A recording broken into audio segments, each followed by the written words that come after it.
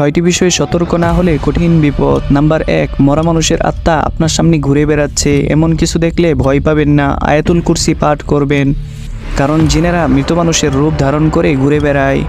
Number 2, রাতে আয়না দেখবেন না, কারণ রাতে আয়নার মধ্যে জিন প্রবেশ করে, যে কোনো বিপদ হতে পারে।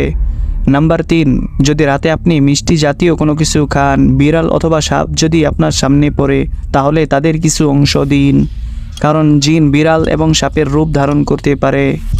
নাম্বার 4, যদি রাতের বেলায় রাস্তা ভুলে যান, অর্থাৎ আপনি আপনার বাড়ির রাস্তা চিনতে পারছেন না, তাহলে আজান দিন, দেখবেন সব ঠিক হয়ে যাবে।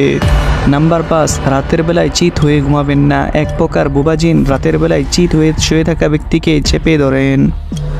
নাম্বার 6, রাতের বেলা একা একা কোথাও বের হবেন না, কারণ একা থাকলে রাস্তায় বা আপনার সাথে থাকা জিন আপনার অনেক বড় ক্ষতি করতে পারে। ভিডিওটি আপনার বন্ধুদের সাথে শেয়ার করুন যেন তাদের কাজে লাগে।